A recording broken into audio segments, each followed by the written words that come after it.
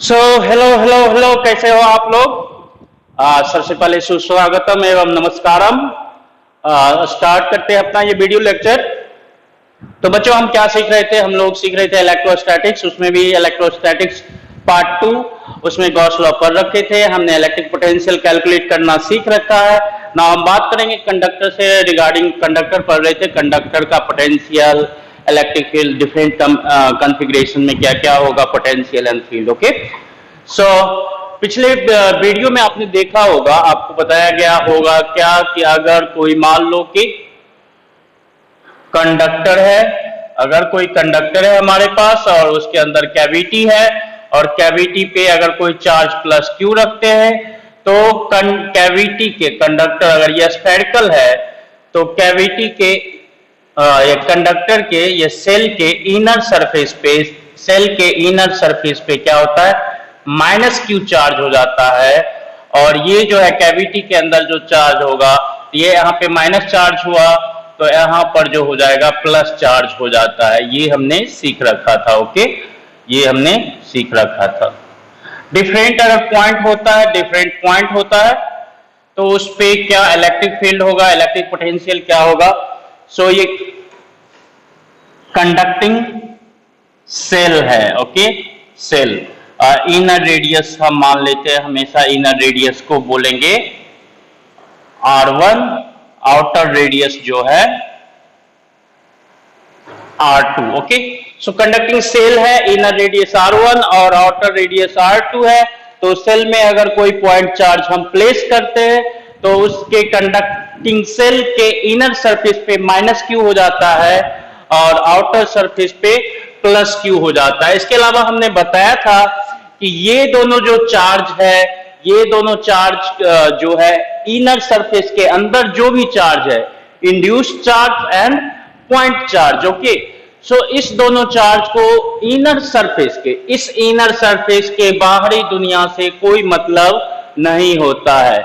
मतलब इस inner surface के बाहर कुछ अगर है, चार्ज है या सिस्टम ऑफ चार्ज है या फिर इलेक्ट्रिक फील्ड है, उससे कोई मतलब नहीं होता है। मैंने बताया था अगर इस पॉइंट P पे अगर आप इलेक्ट्रिक फील्ड की बात करेंगे तो पॉइंट P पे जो इलेक्ट्रिक फील्ड होगा वो only due to outer charge होता है, only due to outer charge होता है। ये बात मैंने बताया था। इसका मतलब ये भी है, अगर पॉइंट P पे कोई चार्ज Q है तो इस Q चार्ज का कोई इफेक्ट नहीं होगा, जो अंदर जो माइनस Q और प्लस Q इंड्यूस्ड चार्ज जो कुछ भी है वहां पे, उसका कोई इफेक्ट अंदर कैविटी के अंदर कुछ भी नहीं होगा। ओके, सो ये बहुत इंपॉर्टेंट पॉइंट है कि कैविटी के अंदर जो भी चार्ज है उसका कैविटी के, एक बार फिर से, कैविटी के सरफेस बाउंड्री के बाहर, कैविटी के बाउंड्री के बाहर की दुनिया से कोई मतलब नहीं है। कैविटी के बाहर की दुनिया का इलेक्ट्रिक फील्ड, या यहाँ पे बाहर की दुनिया, इसके लिए चार्ज के लिए सिर्फ इलेक्ट्रिक फील्ड और चार्ज सिस्टम होगा, उससे कोई लेना देना नहीं होता है, इंटरेक्ट नहीं करता है। तो हमने इसमें भी बताया था कि अगर ये सेल है हमारा और ये सेल है, ये कैविटी है, प्लस क्यू है, इसमें 3 पॉइंट लेते हैं। मान लेते हैं कि ये ए है, ये ए है और ये बी है और ये सी है। तो ये कंडक्टिंग मटेरियल के अंदर है पॉइंट बी, तो पॉइंट बी पे इलेक्ट्रिक फील्ड की बात करेंगे तो ये हो जाएगा 0। और पॉइंट ए पे देखो इलेक्ट्रिक फील्ड तो होगा, पॉइंट ए पे इलेक्ट्रिक फील्ड होगा। पॉइंट ए पे इलेक्ट्रिक फील्ड की बात करेंगे तो ई ए इक्वल टू, प्रीवियस वीडियो में कुछ मिस्टेक्स हुए हैं, उसको हम इसीलिए रिकैप कर रहे हैं कि प्रीवियस वीडियो में जो मिस्टेक है उसको करेक्ट कर लेना। ओके, वहां पे पता नहीं किसी लिखा, मुझे याद नहीं, मे भी शायद मिस्टेक हुआ या ऐसा ही हुआ है, तो ये देखेंगे।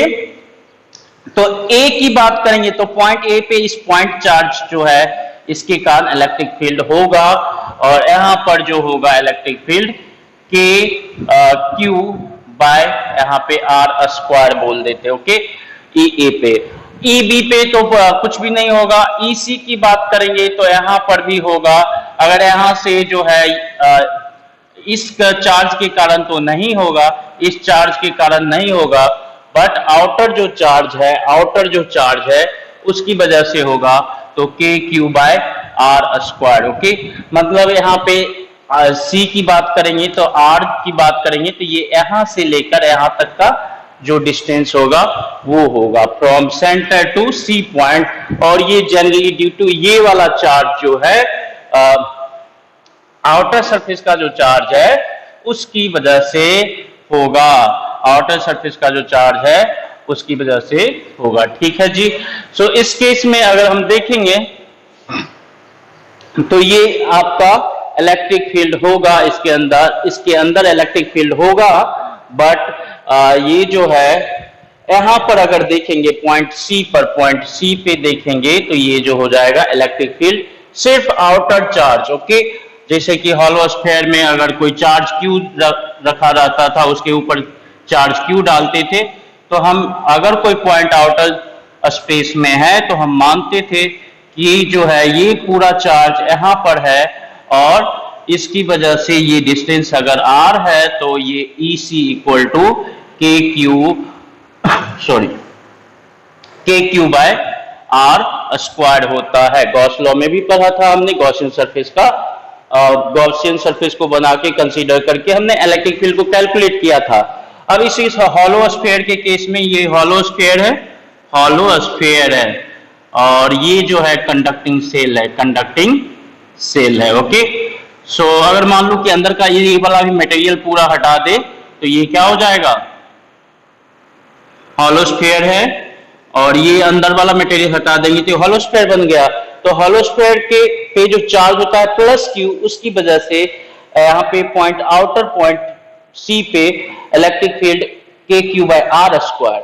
मटेरियल अगर कंडक्टिंग सेल है तो यहाँ पे मटेरियल है जैसे कि व्हील जैसा, तो इस केस में यहाँ पे जो है मटेरियल के अंदर इलेक्ट्रिक फील्ड नहीं होता है। पहले ही आपको बता दिया गया है कि कंडक्टिंग मटेरियल के अंदर इलेक्ट्रोस्टैटिक्स में इलेक्ट्रिक फील्ड नहीं होता है।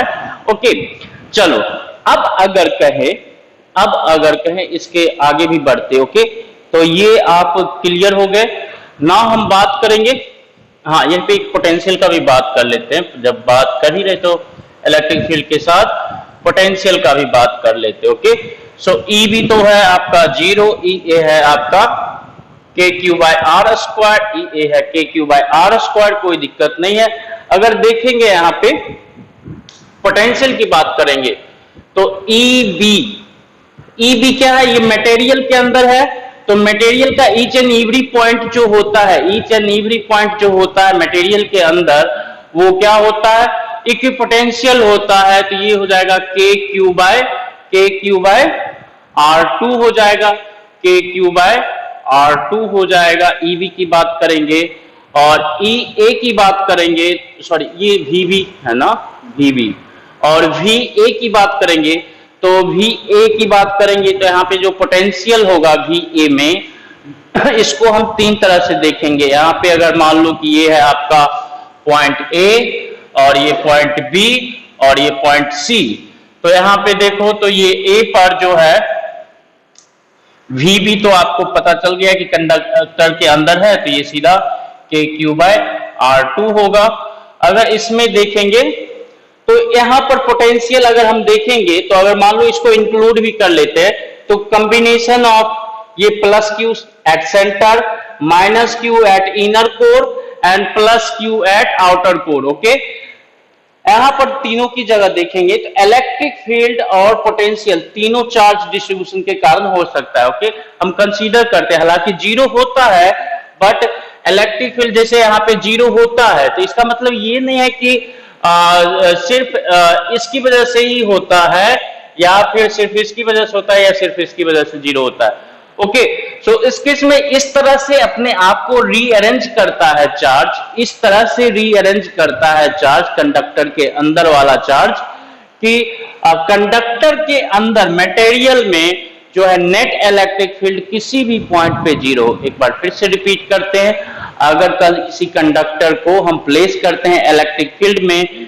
या फिर उस पर कोई चार्ज रखते हैं तो कंडक्टर के अंदर फ्री इलेक्ट्रॉन या चार्ज का इस तरह से रीडिस्ट्रीब्यूशन हो जाता है, रीअरेंजमेंट हो जाता है कि कंडक्टर के मटेरियल के अंदर या मटेरियल के अंदर किसी भी पॉइंट पे इलेक्ट्रिक फील्ड क्या होना चाहिए, जीरो। तो ये जो है चार्ज, इंड्यूस चार्ज इधर और ये वाला चार्ज, ये तीनों मिलके यहाँ पे क्या है, यहाँ पे तीन के चार्ज के कारण क्या होगा, थ्री डिफरेंट चार्जेस के कारण इलेक्ट्रिक फील्ड होगा, बट नेट इलेक्ट्रिक फील्ड क्या होगा, जीरो। अलग अलग अगर काउंट करोगे तो कुछ बता सकते हो कि हाँ इलेक्ट्रिक फील्ड है, बट नेट इलेक्ट्रिक फील्ड की बात करते हैं तो ये क्या हो जाता है, जीरो। सो ये याद रखेंगे, ऐसा नहीं है कि इसलिए कैलकुलेशन के हिसाब से देखेंगे तो कैलकुलेशन के हिसाब से तीनों के कारण क्या होगा, इलेक्ट्रिक फील्ड जीरो होगा।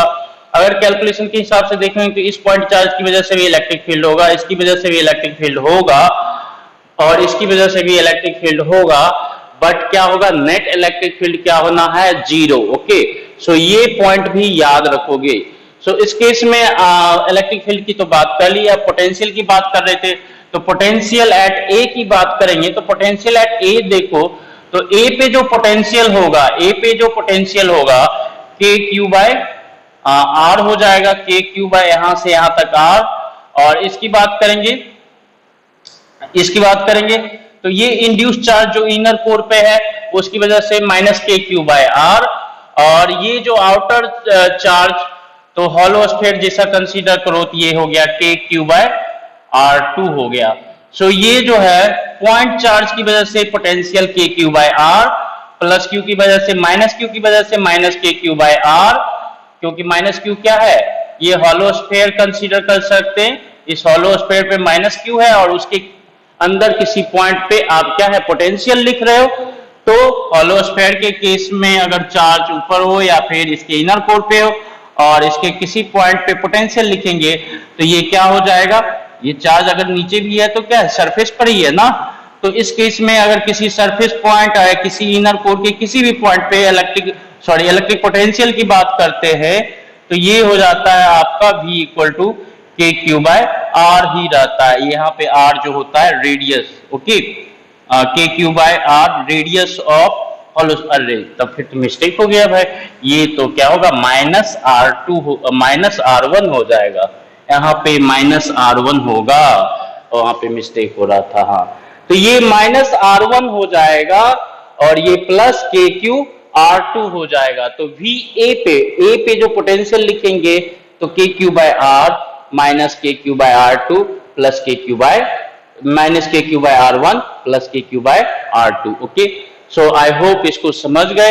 एक बार फिर से समराइज कर लेंगे और ईसी की बात करेंगे तो वीसी की बात करेंगे, ईसी की बात तो कर ही रखे, वीसी की बात करेंगे तो यहाँ पे इसकी वजह से पॉइंट चार्ज की वजह से के क्यू बाय आर, और ये जो इनर चार्ज है उसकी वजह से के क्यू बाय आर माइनस, और ये आउटर चार्ज है इसकी वजह से के क्यू बाय आर हो जाएगा। तो वीसी जो हो जाएगा डायरेक्टली आप लिखोगे के क्यू बाय आर लिखोगे। Okay, k Q by are लिखोगे। सो आई होप ये समझ गए। एक बार फिर से समराइज कर लो सब चीजों को, एक बार फिर से समराइज कर लो कि पहला तो इलेक्ट्रिक फील्ड के टर्म में पहला क्या है, इसमें कैविटी में जो चार्ज रखा रहता है उसको कैविटी के बाउंड्री के बाहर का कोई भी चार्ज या किसी भी तरह के इलेक्ट्रिक फील्ड से कोई मतलब नहीं होता है। ओके, दूसरा अगर हम उसको स्प्लिट करके भी देखेंगे इस तरह से, दूसरा इसको हम स्प्लिट करके भी देखेंगे इस तरह से, तो अगर मान लो कि ये प्लस क्यू है, यहाँ पे माइनस क्यू हो जाएगा और ये यहाँ पे प्लस क्यू हो जाएगा। ओके,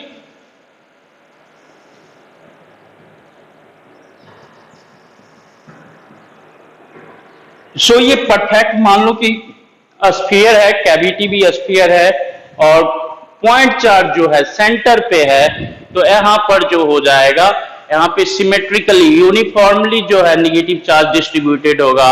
आउटर सरफेस पे भी जो चार्ज है वो यूनिफॉर्मली डिस्ट्रीब्यूटेड होगा। तो इससे दो तीन कंक्लूजन निकलते हैं। ओके, एक तो कैविटी के अंदर के चार्ज को बाहरी दुनिया के चार्ज या इलेक्ट्रिक फील्ड से मतलब नहीं है। दूसरा, कैविटी के अंदर अगर कंडक्टर पे कैविटी के अंदर कोई चार्ज रखेंगे तो वो चार्ज क्या है, आउटर सरफेस पे खुद ब खुद क्या हो जाएगा, अपीयर हो जाएगा अगर ये जो है कंडक्टर है तो। कैविटी के अंदर कोई चार्ज रखेंगे तो वो खुद ब खुद क्या हो जाएगा, आउटर सरफेस पे अपीयर हो जाएगा। ओके, तीसरा, अगर कोई ये चार्ज है, एक्सटर्नल चार्ज है या एक्सटर्नल फील्ड है ई एक्सटर्नल, सो उसका कोई इफेक्ट नहीं होता है। ओके, सो ये सब पॉइंट हम याद रखेंगे। अब ये हम कैसे करते हैं, ये माइनस क्यू जो है इनर कोर पे कैसे आता है, तो यहाँ पे मटेरियल के अंदर तो इलेक्ट्रिक फील्ड क्या होना है, जीरो होना है। मटेरियल के अंदर इलेक्ट्रिक फील्ड की बात करेंगे तो ये मान लो कि पॉइंट बी है आपका, ये पॉइंट बी है, तो ये जो है आपका बी पॉइंट, यहां पर क्या होगा, electric field E B zero होता है। ई बी जीरो कहने का मतलब, अगर मान लो कि इसको हम निगेटिव ऑफ क्यू इंड्यूस्ड बोल दें और ये क्यू आउटसाइड आउटर सरफेस पे और ये पॉइंट चार्ज क्यू, तो E B equal to zero होता है। तो यहाँ पे इलेक्ट्रिक फील्ड बी पे देखेंगे तो ये जो है किसका किसका कॉम्बिनेशन होगा, एक पॉइंट चार्ज का होगा जो के क्यू रखा हुआ है, electric field due to point charge. Okay, centre charge, okay centre charge की बात करें, सेंट्रल चार्ज बोल देते, central charge plus electric field due to induced charge in inside induced charge plus electric field on outer induced charge plus अगर कोई external field है, अगर कोई एक्सटर्नल फील्ड इधर या इधर है तो ई एक्सटर्नल। ओके, सो इस पॉइंट को बहुत ही अच्छे से ध्यान रखेंगे। अब देखो, हमने ये भी डिराइव किया कि जब गॉस लॉ से देखेंगे तो मटेरियल के अंदर जो है बहुत इंपॉर्टेंट पॉइंट है ये, इस पॉइंट पे जो है इलेक्ट्रिक फील्ड जो होगा इस दोनों के कारण तो जीरो होगा ही होगा। ये दोनों मिलके यहाँ पे क्या है, इलेक्ट्रिक फील्ड जीरो प्रोड्यूस करेगा। ओके, लेकिन यहाँ पे जो इलेक्ट्रिक फील्ड का सुपर पोजिशन हो रहा है, यहाँ पे देखो तो एक्सटर्नल इलेक्ट्रिक फील्ड कोई है तो वो भी है, आउटर सरफेस पे कोई चार्ज है तो उसकी वजह से भी है, इंड्यूस्ड चार्ज इनर सरफेस पे है उसकी वजह से भी है, सेंट्रल चार्ज जो है उसकी वजह से भी है। ओके, चार्ज जो है सोर्स इलेक्ट्रिक फील्ड प्रोड्यूस कर सकता है इस पॉइंट पे, बट जो है सबका रीअरेंजमेंट इस तरह से होता है कि यहाँ पे नेट इलेक्ट्रिक फील्ड जो होना है जीरो होना है।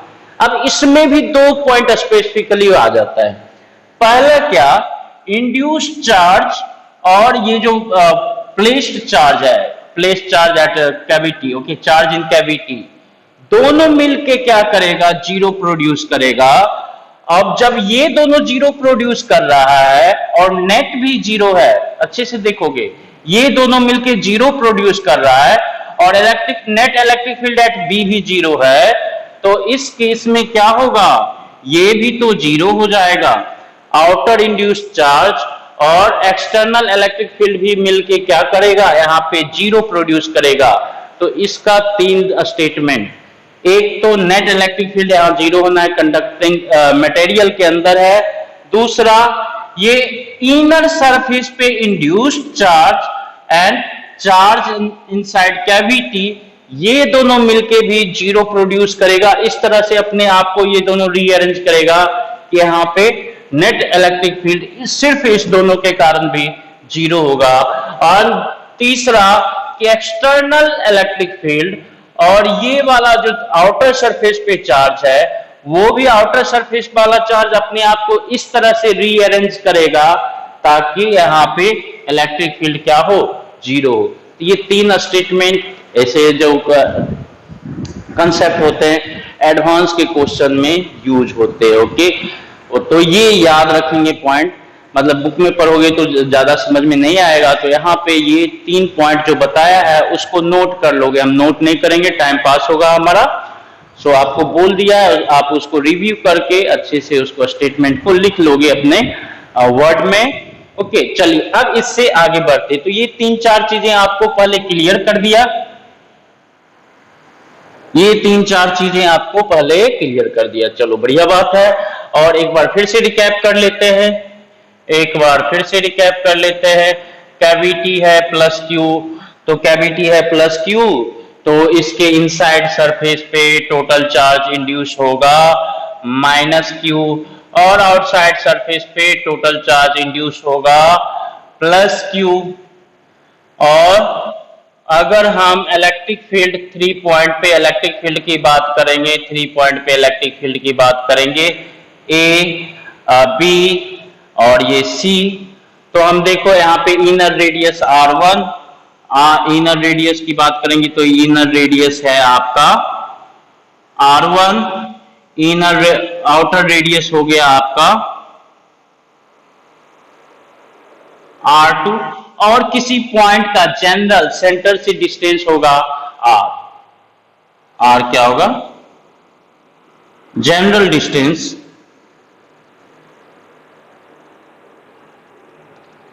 Distance of any point from centre. Okay, so अगर आप बात करोगे EA का, तो EA क्या हो जाएगा जी, इसकी वजह से कोई चार्ज नहीं, EA देखो। अब इसमें हम बनाते हैं, ओके, कॉलम बना देते हैं,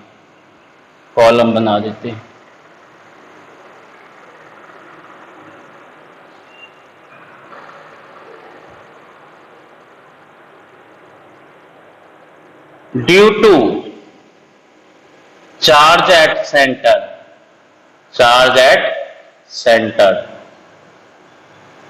due to charge on inner surface,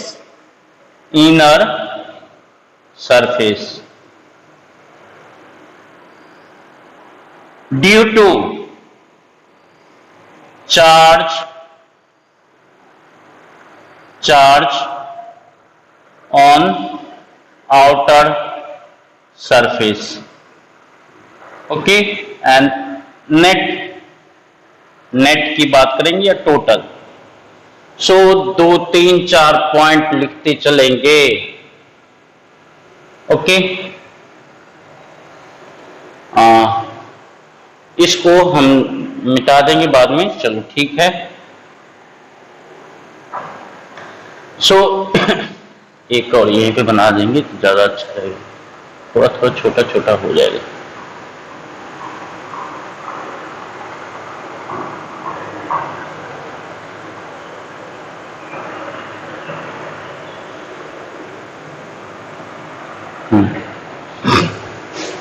so EA, EB, EC, ENET की बात करेंगे, ओके, और EA, EB, EC और VA, VB और ये जो होगा VC, ओके। सो अब देखो, due to charge at centre, यहां पे इस पॉइंट पे A पे इलेक्ट्रिक फील्ड जो होगा ये हो गया KQ/R²। इसकी वजह से देखेंगे, इसकी वजह से इनर सरफेस पे जो चार्ज है 0, होलोस्फेयर की तरह बिहेव करेगा। इसके सरफेस पे, होलोस्फेयर के सरफेस पे -Q चार्ज है, बट होलोस्फेयर के पे अगर चार्ज होता है तो उस चार्ज की वजह से उसके किसी इनर पॉइंट पे जो इलेक्ट्रिक फील्ड है वो क्या होता है, 0। अब ये आउटर सरफेस पे जो चार्ज है उसकी वजह से भी क्या होगा, इलेक्ट्रिक फील्ड 0, तो ये हो जाएगा KQ/R² EA पे। EB पे क्या होगा, 0 होना चाहे मांगता है, तो EB पे अगर देखेंगे तो ये हो जाएगा आपका KQ/R², और ये जो है ये सेंट्रल चार्ज की वजह से KQ/R², और इनर कोर पे इसको आप छोटा वाला को आप होलोस्फेयर कंसीडर को, जिसपे चार्ज क्या है, -Q, तो -Q चार्ज है और उसके आउटसाइड पड़ता है पॉइंट B, छोटे वाले स्फेयर के आउटसाइड पॉइंट P पड़ता है और चार्ज है -Q, तो इलेक्ट्रिक फील्ड हो जाएगा इलेक्ट्रिक फील्ड जो हो जाएगा आपका इलेक्ट्रिक फील्ड की बात करेंगे तो -KQ/R²। आउटर सरफेस की वजह से ये बड़ा वाला हॉलो स्फीयर कंसीडर करो, उसकी वजह से यहाँ पे इलेक्ट्रिक फील्ड क्या होता है, हॉलो स्फीयर पे के सरफेस पे जो चार्ज होता है उसकी वजह से उसके अंदर जो इलेक्ट्रिक फील्ड होता है जीरो होता है, तो ये जीरो हो गया। इसकी बात करेंगे तो net electric field zero. EC की बात करेंगे तो ईसी की बात करेंगे तो इसकी वजह से के क्यू बाय आर स्क्वायर हो जाएगा, सेंट्रल चार्ज प्लस क्यू की वजह से। इनर चार्ज जो है उसके भी आउटसाइड पड़ता है, उसकी वजह से minus K Q by are square हो जाएगा। Due to charge on outer surface इसकी वजह से भी के क्यू बाय आर स्क्वायर हो जाएगा। सबका आर यहां से यहां तक अभी होगा, okay.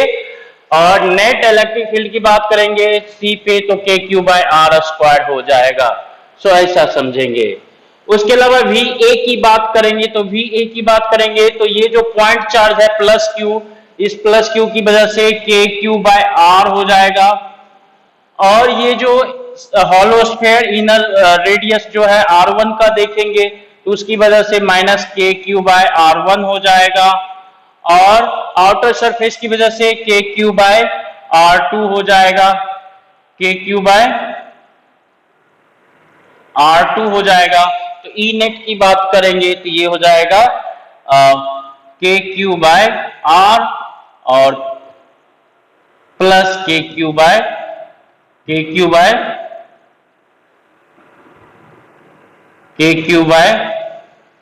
R2 minus K Q by R1, okay. So इस तरह से VC लिखेंगे, VA लिखेंगे। VB की बात करेंगे तो ये जो चार्ज है इसकी वजह से लिखोगे तो के क्यू बाय आर लिखोगे। अब ये जो माइनस चार्ज है इंड्यूस चार्ज इनर सरफेस पे, माइनस चार्ज जो इंड्यूस चार्ज इनर सरफेस पे है वो उसकी वजह से क्या होगा, minus K Q by are हो जाएगा क्योंकि B इसके आउटसाइड हो गया। अब ये जो आउटर सरफेस पे जो चार्ज है इसकी वजह से के क्यू बाय R2 हो जाएगा, के क्यू बाय R2 हो जाएगा। तो ये हो गया आपका के क्यू बाय R2 हो गया, के क्यू बाय R2, ये plus minus cancel out. VC की बात करेंगे तो VC की बात करेंगे तो ऐसे देखेंगे, अगर मान लो कि इसकी वजह से यहाँ पे हो सकता है पोटेंशियल तो कितना होगा, के क्यू बाय आर हो जाएगा। इसकी वजह से इनर कोर पे जो चार्ज है उसकी वजह से हो सकता है, कितना हो सकता है, minus K Q by R. अगर ये आउटर चार्ज पे, आउटर सरफेस पे जो चार्ज है उसकी वजह से हो सकता है, कितना हो सकता है, के क्यू बाय आर। फाइनली जो होगा नेट पोटेंशियल एट सी होगा के क्यू बाय आर हो जाएगा। आई होप आप समझ गए होंगे। आप इसको स्प्लिट करके भी देखेंगे तो इस तरह से, बट एक्चुअल में क्या होता है प्रैक्टिकली, ये दोनों चार्ज का इसके अंदर ही इफेक्ट रहेगा और इसके बाहर कोई इफेक्ट नहीं होगा। ये जो इनर सरफेस के आउटर दुनिया है, इनर सरफेस की जो आउटर दुनिया है उसके बाहर ये दोनों जो चार्ज है उसका इफेक्ट नहीं होगा। तो आप ऐसा भी कंसीडर कर सकते हो, सेम देखो यहाँ पे कि सिर्फ जो है एक हॉलो स्फीयर है, एक हॉलो स्फीयर है और उस पे चार्ज क्या है, इसको इक्विवेलेंट बोल देंगे, इसको इक्विवेलेंट बोल देंगे कि एक हॉलो स्फीयर पे आपने चार्ज दिया प्लस क्यू। और देखो यहाँ पे ए पे बात करेंगे तो वहां पे तो इसकी बात करें तो नहीं हो सकता है उसके इक्विवेलेंट, लेकिन पोटेंशियल के केस में देखें तो हो सकता है, नहीं उसके केस में भी नहीं हो रहा है, ओके। तो इसको इक्विवेलेंट नहीं समझेंगे, सिर्फ इस केस के लिए हम समझेंगे, ये दोनों केस के लिए, EC और VC के लिए, फॉर EC एंड VC, मतलब जो आउटर पॉइंट है, जो आउटर पॉइंट है उसको हम इसलिए ऐसा समझ सकते हैं कि अगर C है यहाँ पे पॉइंट तो ये यहां से डिस्टेंस R होता है, हम समझते हैं कि R2 रेडियस का हॉलो स्फीयर है और ये इस पे चार्ज है आपका प्लस क्यू। सिर्फ फॉर EC एंड VC के लिए आप ऐसा कंसीडर कर सकते हो कि एक R2 रेडियस का क्या है, हॉलो स्फीयर है और उस पे चार्ज है प्लस क्यू। देन EC पे जो है पोटेंशियल की बात करेंगे तो के क्यू बाय आर, और इलेक्ट्रिक फील्ड की बात करेंगे तो के क्यू बाय आर स्क्वायर हो जाता है, ओके। सो आप ऐसा कंसीडर कर सकते हैं। तो चलिए, आई होप आपको समझ में आ गया ये बातें। अब इसके आगे हम मूव करते हैं। ओके, इसके आगे भी मूव करते हैं।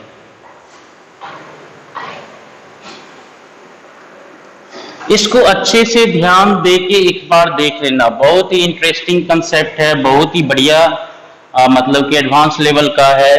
जनरली एनसीईआरटी सीबीएसई वाले बच्चे क्या होते हैं, ये सब इतनी डिटेल में नहीं पढ़ते। ओके, सो अगर आपको जेईई का एग्जाम देना है तो इस तरह से डिटेल में पढ़ना ही पड़ेगा, उसके अलावा कोई उपाय नहीं है। ओके, सो अभी तो ऐसा समझा हमने। अभी हम किसी भी शेप का ले लेते हैं, मान लेते हैं किसी भी शेप का कोई भी कुछ है। ओके, अब इसमें कैसा भी इसके अंदर जो है कैविटी है और ये जो है प्लस क्यू रख दिया। तो अब इस केस में क्या होगा, प्लस क्यू रख दिया, कंडक्टर है तो प्लस क्यू रख दिया, तो ये जो है यहाँ पे निगेटिव चार्ज का इंडक्शन तो होगा ही, निगेटिव चार्ज का इंडक्शन तो होगा ही इनर सरफेस पे। ओके, और इस चार्ज का बाहर की दुनिया से कोई लेना देना नहीं है। ओके, तो अब यहाँ पे बात करेंगे तो ये जो है इस तरह से, और इससे पहले एक और देख लेते हैं।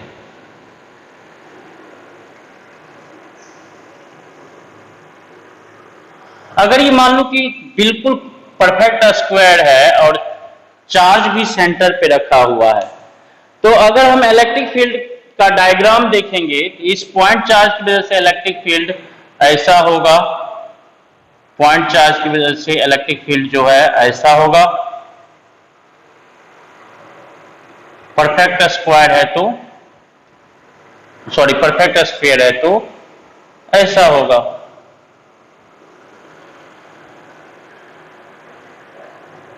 ओके,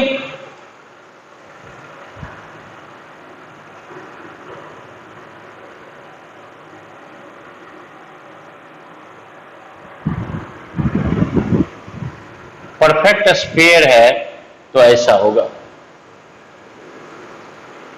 चलिए, सो ये इस तरह से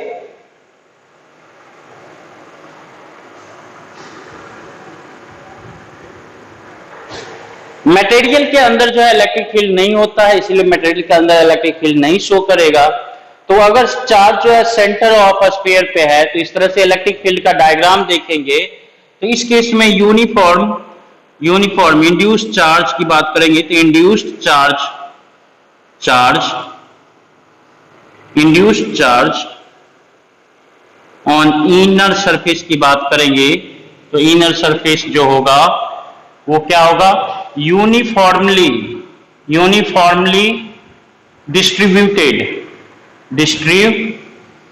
ओके, इंड्यूस चार्ज के बारे में बाद में पढ़ेंगे, अभी इंडक्शन तो जानते ही है कि चार्ज इंड्यूस हो जाता है। सो उसके बारे में और भी पढ़ना है, कैपेसिटर में कितना इंड्यूस होता है। कंडक्टर के केस में अगर प्लस क्यू है तो माइनस क्यू ही इंड्यूस होगा। ओके, एंड माइनस क्यू है तो प्लस क्यू ही होगा। तो और आप आगे पढ़ेंगे। इंड्यूस चार्ज इनर सरफेस पे जो इंड्यूस चार्ज होगा ना वो यूनिफॉर्मली डिस्ट्रीब्यूट होगा, उसका सरफेस चार्ज डेंसिटी क्या होगा, कांस्टेंट होगा। मतलब यूनिफॉर्मली डिस्ट्रीब्यूटेड करने का मतलब सरफेस चार्ज डेंसिटी जो होता है is constant, surface charge density is constant. Okay, ठीक है। आउटर सरफेस पे भी क्या होगा, वो भी इंड्यूस्ड चार्ज, इस केस में ऑन आउटर सरफेस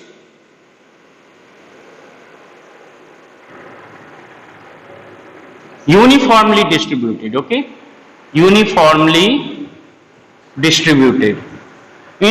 डिस्ट्रीब्यूटेड कहने का मतलब आउटर सरफेस पे भी सरफेस चार्ज डेंसिटी सब जगह क्या होगा, कांस्टेंट होगा, सेम होगा। ओके, सो इस केस में परफेक्ट सिमेट्रिक है। तो बट अगर इसमें बात करें तो ये परफेक्टली सिमेट्रिक नहीं है, तो यहां पर भी जो चार्ज होगा इस तरह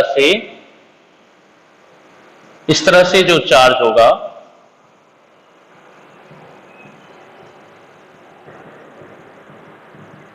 ओके, सो ये जो है इनर कोर पे, इनर सरफेस पे बात करेंगे तो इनर सरफेस पे अगर यूनिफॉर्मली हो गया तो किसी पॉइंट पे जरूरी नहीं कि इस पॉइंट पे इलेक्ट्रिक फील्ड जीरो, तो बट इस मटेरियल के अंदर इलेक्ट्रिक फील्ड जीरो हो इसलिए ये चार्ज जो है यूनिफॉर्मली डिस्ट्रीब्यूटेड नहीं होगा। ये चार्ज क्या है, यूनिफॉर्मली डिस्ट्रीब्यूटेड नहीं होगा। Okay, inner surface not uniformly, आपकी दोनों मिलके इनर सरफेस पे इंड्यूस्ड चार्ज और सेंटर पे जो प्लेस चार्ज है, या सेंटर इस केस में तो बोलेंगे ही नहीं, कैविटी के अंदर प्लेस चार्ज, दोनों इस तरह से अपने आप को अरेंज करेगा ताकि जो है मटेरियल के अंदर किसी भी पॉइंट पे इलेक्ट्रिक फील्ड क्या होना चाहिए, जीरो। एक बार फिर से रिपीट कर देते हैं, इनर सरफेस पे इंड्यूस चार्ज और कैविटी के अंदर प्लेस्ड चार्ज अपने आप को दोनों इस तरह से अरेंज करेगा ताकि मटेरियल के अंदर जो है किसी भी पॉइंट पे इलेक्ट्रिक फील्ड क्या होना चाहिए, जीरो होना चाहिए। स्टेटमेंट नहीं लिखा रहे, आप अपने वर्ड में लिख लेना, इस स्टेटमेंट को यहीं पे नोट कर लेना, जो चीजें बोल रहे हैं नोट करने क्यों, वो नोट कर लेना। Okay, charge on inner surface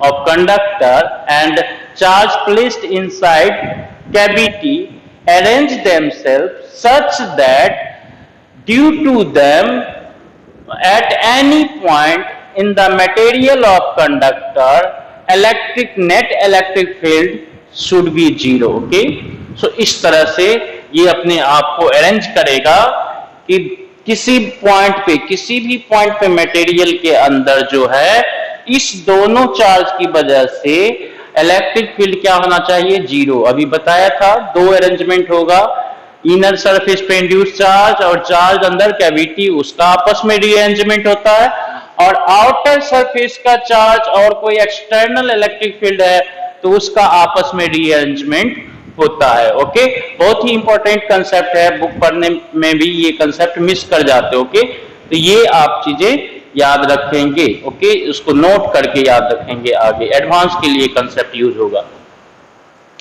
so inner surface not uniform होगा, इनर सरफेस पे चार्ज ऑन, इनर सरफेस की बात करें तो not uniform, charge on outer surface की बात करें, आउटर सरफेस, तो ये क्या होगा, ये भी नॉट यूनिफॉर्म होगा, नॉट यूनिफॉर्म, सिमेट्रिक नहीं है ना, नॉट यूनिफॉर्म।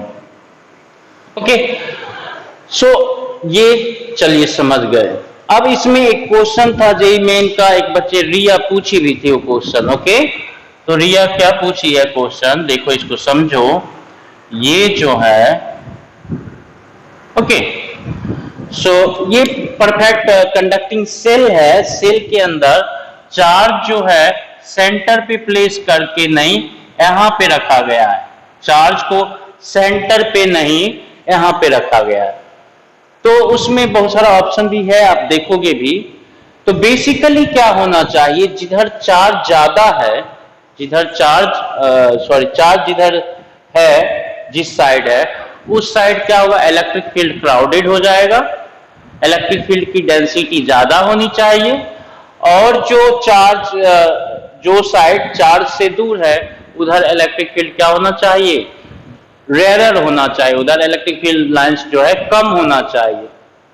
तीसरा पॉइंट, अब कोई भी इलेक्ट्रिक फील्ड क्या होता है, किसी सरफेस में एंट्री करेगा या फिर उस सरफेस से एग्जिट करेगा तो वो क्या होगा, परपेंडिकुलरली ही होगा, वो क्या होगा, परपेंडिकुलरली। तो इलेक्ट्रिक फील्ड की बात करेंगे तो इलेक्ट्रिक फील्ड जो होगा यहाँ पे देखेंगे तो ये इलेक्ट्रिक फील्ड है इस तरह से, ये पॉइंट चार्ज अगर प्लस क्यू है तो इस तरह से होगा। यहां पर देखेंगे तो सब जगह हमें इस तरह से बनाना है कि ये जो है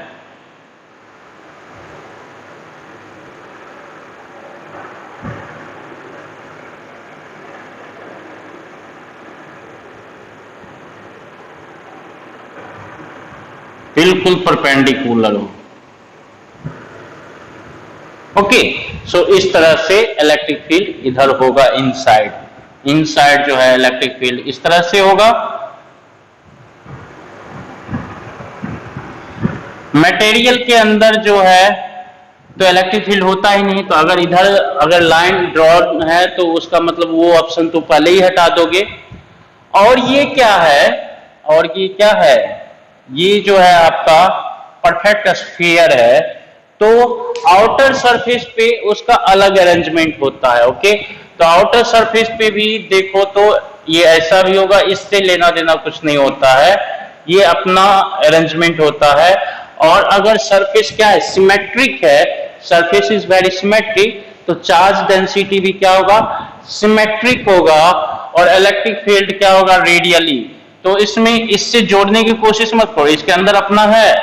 और उसके बाद ये आउटर सरफेस जो है ना, वो अगर सिमेट्रिक है तो हर एक पॉइंट से आप radially outward electric field show कर सकते हो। ऑब्वियसली यहाँ पे देखेंगे तो ये इस तरह से होगा। ओके, सो पहले इधर का देख लिए और आउटर का देख लिए, और उसमें आउटर पे जो है एग्जिट मार रहा है उसका इंडिपेंडेंट है, इससे डिलीट करने की कोशिश मत करना। ओके, सो इसमें एक बच्चे कंफ्यूज करेंगे, यहां से जो निकला है वही तो बाहर आएगा, वैसा जरूरी नहीं है। ओके, इसका अपना यहां से एग्जिट मार रहा है इलेक्ट्रिक फील्ड। ओके, यहां से इलेक्ट्रिक फील्ड जनरेट हो रहा है, आउटर सरफेस पे चार्ज है तो चार्ज, वो चार्ज अपना अपने अकॉर्डिंग जनरेट कर रहा है। सो इस केस में अगर देखेंगे तो ये जो है इलेक्ट्रिक फील्ड, इस केस में अगर देखेंगे तो यहाँ पे इंड्यूस्ड चार्ज जो होगा, ये माइनस चार्ज इंड्यूस्ड होगा यहाँ पे इनर कोर पे, क्या वो यूनिफॉर्मली डिस्ट्रीब्यूटेड होगा? नहीं, जिधर चार्ज है उधर निगेटिव इंड्यूस्ड चार्ज का भी डेंसिटी क्या होगा, ज्यादा होगा। मतलब जिधर इलेक्ट्रिक फील्ड क्राउडेड दिख रहा है उधर क्या होगा, चार्ज डेंसिटी ज्यादा होगा।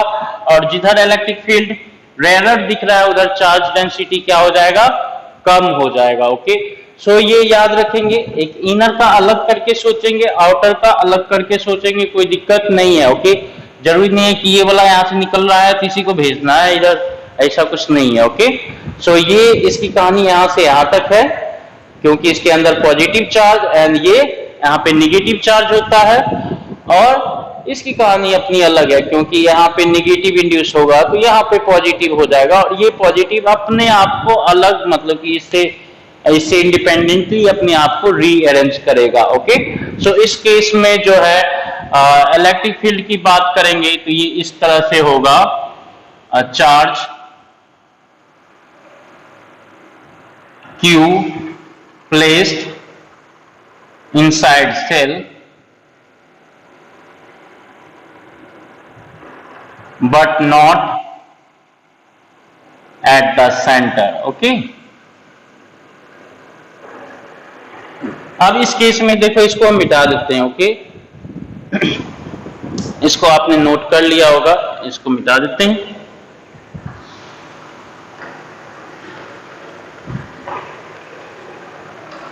सो ये जो होगा,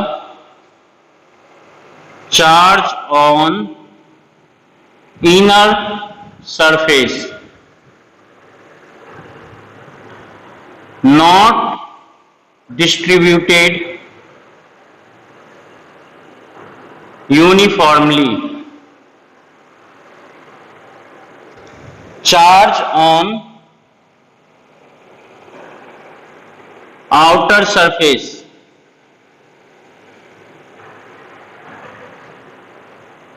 distributed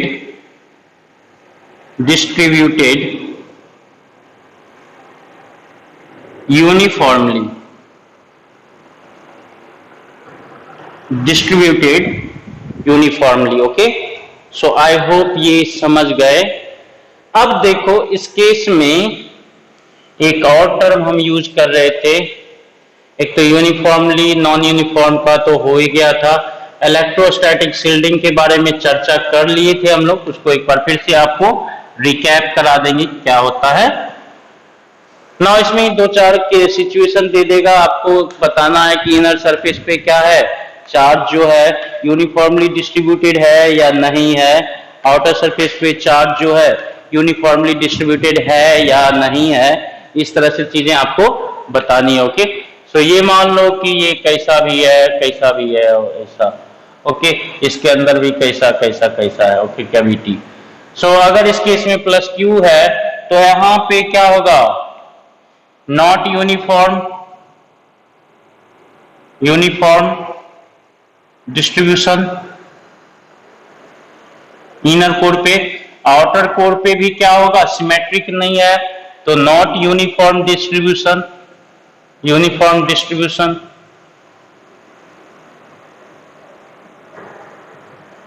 अगर मान लो परफेक्ट स्फीयर है और इसके अंदर जो है ऐसा कैविटी है, तो इसके अंदर क्या होगा, आप इस तरह से याद रखेंगे, आउटर कोर पे यूनिफॉर्म डिस्ट्रीब्यूशन होगा। आउटर कोर पे क्या होगा, यूनिफॉर्म डिस्ट्रीब्यूशन होगा चार्ज का, क्योंकि आउटर जो सरफेस है वो स्फीयर है, स्फेरिकल सरफेस है, ये स्फेरिकल सरफेस है, स्फेरिकल सरफेस। तो उस पे क्या होगा, यूनिफॉर्म डिस्ट्रीब्यूशन होगा। अगर इसके अंदर कोई चार्ज प्लस क्यू रखा तो ये जो है माइनस क्यू, माइनस वाला जो चार्ज होगा वो क्या होगा, ये जो माइनस वाला चार्ज होगा वो क्या होगा, वो यूनिफॉर्मली डिस्ट्रीब्यूटेड नहीं होगा। ये जो है not uniform distribution.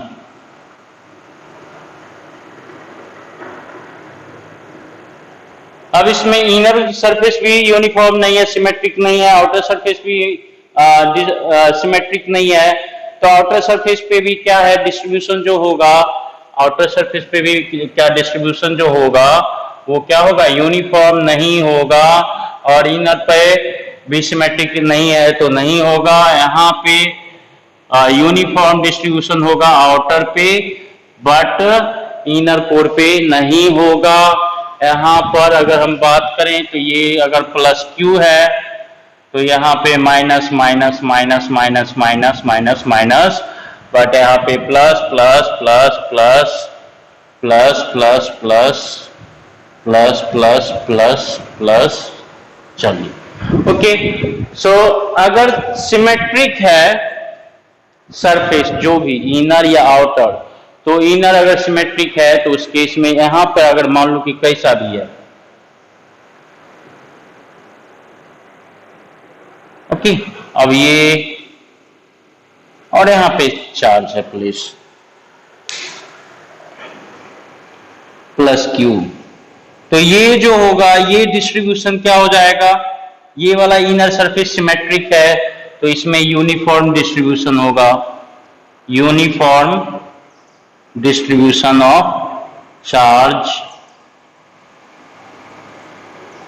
Eight inner surface. और यहां पर जो होगा ये प्लस प्लस प्लस प्लस, ये क्या हो जाएगा, नॉन यूनिफॉर्म हो जाएगा। ओके, सो एक कंडक्टर है डिफरेंट शेप का और उसके अंदर कैविटी है, दोनों का अलग अलग तरह का शेप होगा, तो ये जो होगा not uniform distribution of charge.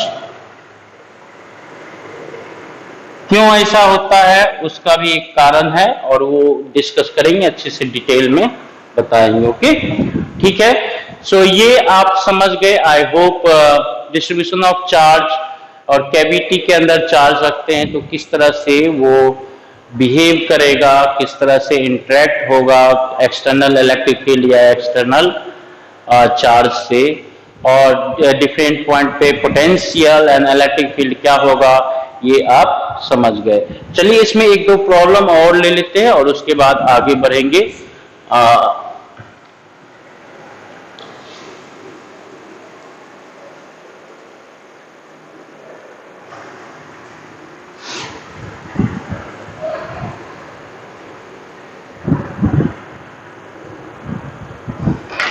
Suppose कि दो कंडक्टर ले लेते हैं, ठीक है, यहां पे चार्ज है Q1 और यहां पे चार्ज हमने दिया Q2। Okay, so plus Q2 इस पे दिया हमने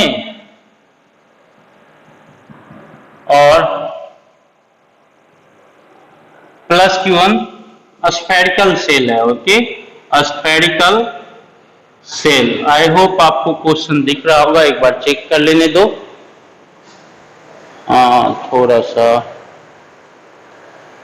थोड़ा सा आई होप कि ज्यादा आपको मिस नहीं किया हो उधर। चलिए आपको दिखा होगा। स्फेरिकल सेल की बात कर लेते हैं। तो ये स्फेरिकल सेल में एक चार्ज प्लस क्यू सेंटर पे दिया जाता है, दूसरा चार्ज आउटर सरफेस पे। Okay, charge Q1 given to center and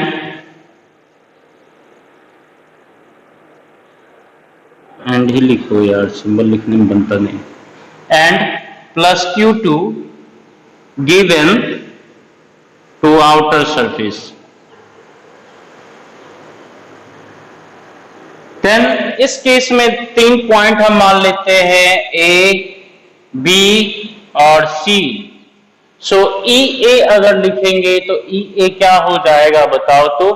ई ए की बात करेंगे तो आप क्या लिखेंगे, के क्यू। देखो इस केस में ई ए की बात करेंगे तो इसको हम इक्विवेलेंट ऐसा भी समझ सकते हैं, इसको तो ऐसा भी इक्विवेलेंट कर सकते हैं। ओके, ये क्या हो जाएगा, अगर प्लस Q1 यहाँ पे रखा है तो ये प्लस Q1 है और यहाँ पे माइनस Q1 हो जाएगा, और यहाँ पे जो हो जाएगा नेट चार्ज आफ्टर रीअरेंजमेंट देखेंगे तो नेट चार्ज क्या हो जाएगा,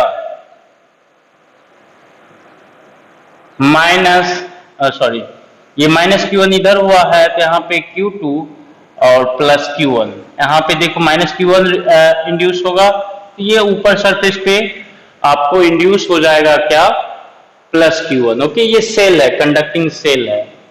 सो इस केस में अगर 3 डिफरेंट पॉइंट है ई ए बी सी, तो ई ए लिखेंगे तो ई ए इक्वल टू क्या हो जाएगा, के Q1 बाय, अभी जैसा कि लिखा था हमने, आर स्क्वायर। और ई बी की बात करेंगे तो ये 0 ही हो जाएगा, और ई सी की बात करेंगे तो बाहर है तो बाहर सिर्फ इसकी वजह से होगा, तो आप लिखोगे के Q1 प्लस Q2। यहाँ पे देखो सबकी वजह से हम एक्यूमुलेट नहीं कर रहे हैं, डायरेक्ट ई नेट लिख रहे हैं। Okay, net electric field at point A. तो यहाँ पे net electric field due to this charge only होगा, ये वाला चार्ज नहीं कंसीडर करेंगे, ये इंड्यूस चार्ज कंसीडर नहीं करते। ओके, ठीक है। सो बी मटेरियल के अंदर है तो इलेक्ट्रिक फील्ड 0 ही होना है, और सी पे बात करेंगे तो इस अंदर वाले को छोड़ देते हैं, ये आउटर वाले को पकड़ते हैं, और ये हो जाएगा आर स्क्वायर। फटाफट लिख लोगे, कोई दिक्कत नहीं है। अगर वी ए की बात करें तो वी ए पे जो पोटेंशियल होगा, वी ए पे पोटेंशियल जो होगा, इसकी वजह से भी होगा, इसकी वजह से भी होगा, इसकी वजह से भी होगा। ओके, तो बेसिकली वी ए पे जो पोटेंशियल होगा, ये दोनों को मिलके पोटेंशियल क्या हो जाएगा बताओ तो।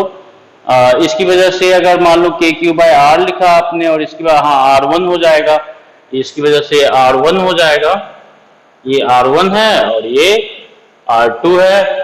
सो वी ए पे हो जाएगा आपका के Q 1 bye R minus K Q 1 bye R1 और प्लस के Q1 Q2 बाय R2। ये पॉइंट जो होगा इससे R डिस्टेंस पे होगा, और ये जो है R1 रेडियस का हॉलो स्फीयर है जिसपे चार्ज क्या है, माइनस Q है, तो ये माइनस के Q1 बाय R1, और ये वाला आप कंसीडर करो ये hollow sphere of radius R2 है जिसपे चार्ज Q2 प्लस Q1 है, तो इस तरह से आप इसको कंसीडर करो। VB की बात करेंगे तो VB की बात करेंगे तो B यहाँ पे आउटसाइड में आ गया, B अगर यहाँ पे आ गया तो इसकी वजह से के Q1 बाय R, और इसकी वजह से भी इस इनर सरफेस पे जो चार्ज है उसकी वजह से भी माइनस के Q1 बाय R हो जाएगा, के Q1 बाय R माइनस के Q1 बाय R, और इसकी वजह से ये हॉलो स्फीयर कंसीडर को तो के Q1 Q2 बाय R2। ये क्या है, ये मटेरियल के अंदर आ रहा है, तो मटेरियल के अंदर इस पॉइंट पे इस पॉइंट पे, इस पॉइंट पे, इस पॉइंट पे, कोई भी पॉइंट पे या सरफेस की किसी पॉइंट पे जो पोटेंशियल होगा वो क्या होता है, सेम होता है, इक्विपोटेंशियल होता है कंडक्टर। VC की बात करेंगे तो VC की बात करेंगे तो ये क्या हो जाएगा, ये वाले को तो हटा ही दो, कोई दिक्कत नहीं है, और ये ऐड भी कर देंगे तो कोई फर्क नहीं पड़ेगा, KQ1/R, KQ माइनस KQ1/R, और फाइनली ये हो गया प्लस KQ1Q2/R। तो इसमें बाहर वाला पॉइंट अगर C है तो इसके अंदर वाले चार्ज को हटा ही दो सीधा, इस पे जो आफ्टर रीअरेंजमेंट जो चार्ज हुआ है वो क्या हो जाता है, KQ1 प्लस Q2/R कर दो। ओके, तो कैविटी के अंदर जो कंडक्टर के कैविटी के अंदर किसी चार्ज को प्लेस करते हैं तो वो एपियर हो जाता है आउटर सरफेस पे। तो बस इसको कंसीडर करके आउटर सरफेस पे जब डील करेंगे, आउटसाइड द स्फीयर जब डील करेंगे, तो सिर्फ जो है ये वाला आउटर सरफेस पे जो चार्ज है उसको कंसीडर करेंगे। व्हेन वी कैलकुलेट फील्ड और potential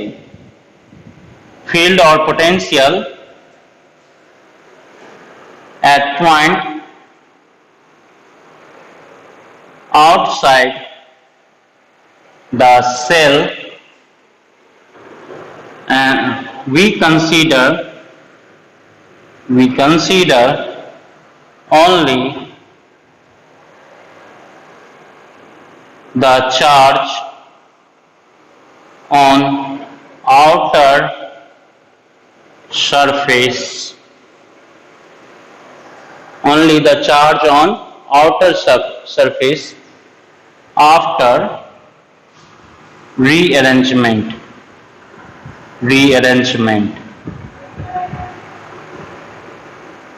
okay, so I hope आप समझ गए,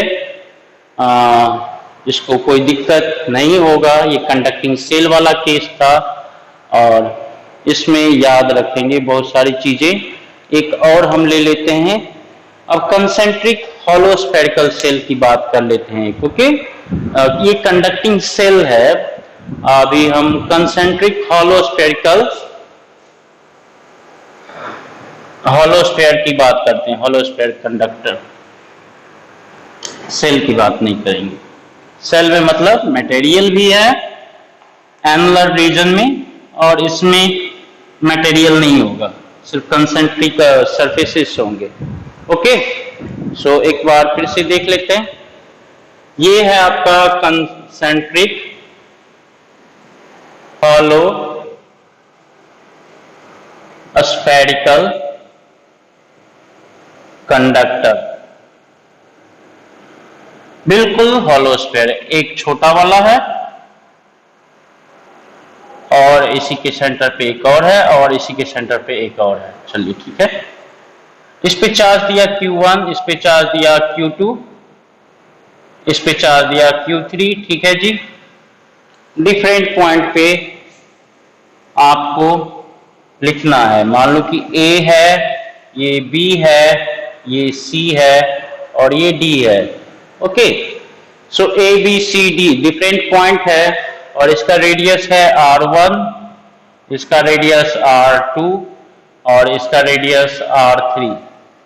ओके, ऐसा मान लेते हैं। चलिए ठीक है, सो EA EB EC की बात करेंगे तो EA क्या होगा, EA तो सबके अंदर है, इसके अंदर है ये पॉइंट, तो 0 इसकी वजह से। देखो ये बहुत इंपॉर्टेंट है, वेरी फास्ट किस तरह से लिखना है। ओके, ये कंसेंट्रिक हॉलो स्फेरिकल कंडक्टर है, सब पे चार्ज गिवन है, तो इसकी वजह से हम सिंपली लिखेंगे, तो इस पे चार्ज प्लस Q3 है, इसकी वजह से देखेंगे तो ये पॉइंट A इसके अंदर है, तो इस चार्ज की वजह से 0। अब ये जो है पॉइंट A इसके भी अंदर है, तो इस चार्ज की वजह से भी 0, और ये पॉइंट इसके अंदर भी है, Q1 वाला जो R1 वाला जो स्फीयर है उसके अंदर भी है, तो सबके अंदर है, तो E क्या होगा 0 0 0, E1 E2 E3 करें, तीनों की वजह से क्या होगा 0 प्लस 0 प्लस 0, E नेट 0। सो EA तो 0 हो गया। EB की बात करेंगे तो 1 जो है, 1 इसको बोल देते हैं स्फीयर 1, ये 2 और ये 3 है। ओके, सो इस केस में बी की बात करेंगे तो बी पॉइंट क्या है, जो सेकेंड स्फीयर थर्ड स्फीयर उसके तो अंदर है, बट ये फर्स्ट स्फीयर है उसके आउटसाइड है। तो किसी हॉलो स्फीयर के आउटसाइड कोई पॉइंट होता है तो वहां पे इलेक्ट्रिक फील्ड होता है, उस पर जो चार्ज होता है, तो यहाँ पे Q1 की वजह से चार्ज होगा, बट Q2 और Q3 की वजह से चार्ज नहीं होगा। और Q1 की वजह से चार्ज कितना होगा, KQ1 बाय आर स्क्वायर, इसकी वजह से 0 प्लस 0। ये हो गया आपका। इस केस में R क्या है, less than R1, less than R2, less than R3, और इस केस में ये जो हो जाएगा KQ1 बाय R। इस केस में क्या है, R1 से R बड़ा है बट R2 से छोटा है, R3 से भी छोटा है। ओके, और EC की बात करेंगे तो C केस में देखें तो यहाँ पे R क्या हो जाएगा, R2 से बड़ा हो जाएगा, R1 से भी बड़ा हो जाएगा, बट R3 से छोटा हो जाएगा। मतलब कि Q1 की वजह से C पे होगा, Q2 की वजह से भी C पे होगा, बट Q3 की वजह से क्या होगा, 0 हो जाएगा। सो ये हो जाएगा KQ1 by are square, KQ2 by are square plus 0 equal to ये हो गया Q1 plus Q2 by are square, जब R जो है वो क्या है, R2 से भी बड़ा है बट R3 से छोटा है। ओके, आई होप आप इसको अच्छे आसानी से लिख सकते हैं। ED की बात करेंगे तो ED तो सबके बाहर हो गया भाई, ED क्या हो गया, सबके बाहर हो गया। तो यहाँ पे Q1 की वजह से भी होगा, Q2 की वजह से भी होगा, Q3 की भी वजह से होगा। तो K equal to Q1 by are square, K equal to Q2 by are square, K equal to Q3, KQ3 by E3 ना, E1 equal to KQ1 by are square, E2 equal to KQ2 by are square, E3 equal to KQ3 by are square. और ये हो गया आपका KQ1 plus Q2 plus Q3, और ये हो गया आर स्क्वायर। सो ऐसा देखो, पॉइंट को देखो तो अगर अंदर है तो सब 0, बी पे है तो इसका मतलब सिर्फ ए के कारण है, बट ये सब बाकी के कारण नहीं है। सी पर है तो सी के लिए जब देख रहे हैं तो हम जो है इसका जो चार्ज है, इसके अंदर वाला चार्ज Q1 Q2 दोनों को हम इंक्लूड कर रहे हैं। डी पे जब देख रहे हैं तो सारे चार्ज को हम ऐसा कंसीडर कर रहे हैं, Q1 Q2 Q3 जो है यहीं पे है। ओके, सो ऐसा भी कंसीडर कर रहे हैं। सो इस केस में जो है R जो है सबसे बड़ा है, R जो है आपका सबसे बड़ा है। ओके, तो इलेक्ट्रिक फील्ड लिखना सीख गए आप लोग, कितने भी कंसेंट्रिक सेल दे दें आप किसी भी पॉइंट पे इलेक्ट्रिक फील्ड को कैलकुलेट कर सकते हो। चलो अब इसमें इलेक्ट्रिक पोटेंशियल की बात कर लें, इलेक्ट्रिक पोटेंशियल की बात कर लें तो इसको हम मिटा देते हैं, इलेक्ट्रिक पोटेंशियल की बात करेंगे।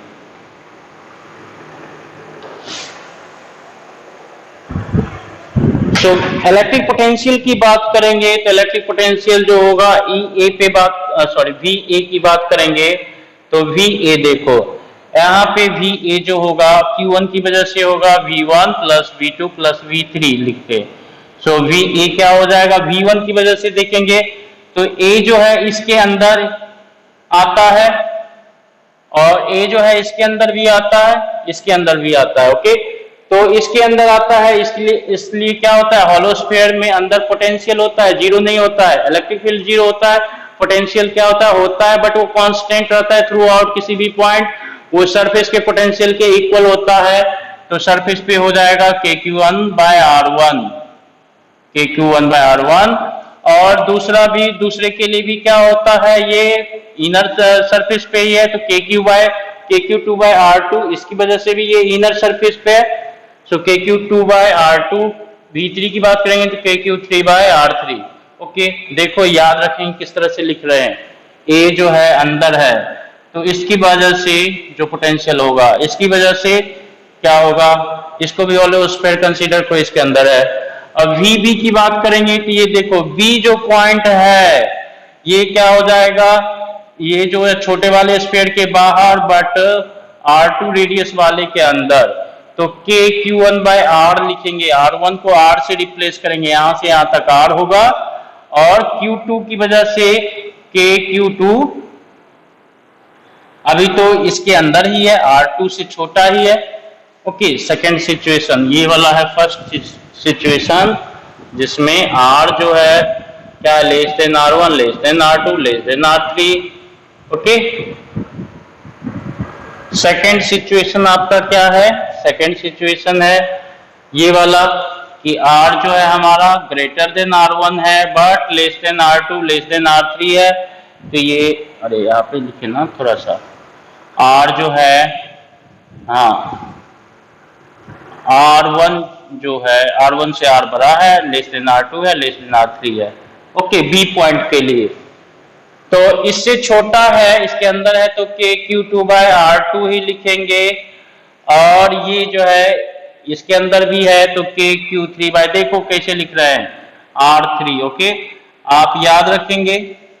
VC की बात करेंगे तो VC देखो यहाँ पे क्या है, इस दोनों के बाहर आ गया तो 1 के बाहर आ गया तो R आ जाएगा, R1 नहीं होगा, R हो जाएगा। 2 के भी बाहर हो गया तो R हो जाएगा, R2 रेडियस नहीं मतलब पोजीशन वाला। एंड 3 के अंदर है तो रेडियस वाला ही होगा यहाँ पे वैल्यू R का। ओके, सो ये VC हो गया। इस केस में क्या है, R का वैल्यू जो है R2 से भी बड़ा हो गया बट अभी R3 से छोटा है। अभी नेक्स्ट जो होगा VD, इस केस में तो सबके लिए सबसे बाहर आ गया तो सबसे बाहर आ गया तो इसके लिए भी R होगा, इसके लिए भी R हो जाएगा और इसके लिए भी R हो जाएगा। सो VD की बात करेंगे तो KQ1/R plus KQ2/R plus KQ3/R। कौन सा केस, या फिर इसको लिख सकते हैं KQ1 Q2 plus Q3/R। Okay, सो ये हो जाएगा आपका R1 छोटा है, R2 से छोटा है, R3 से बट R से भी छोटा है। R3 भी क्या है, R से छोटा है।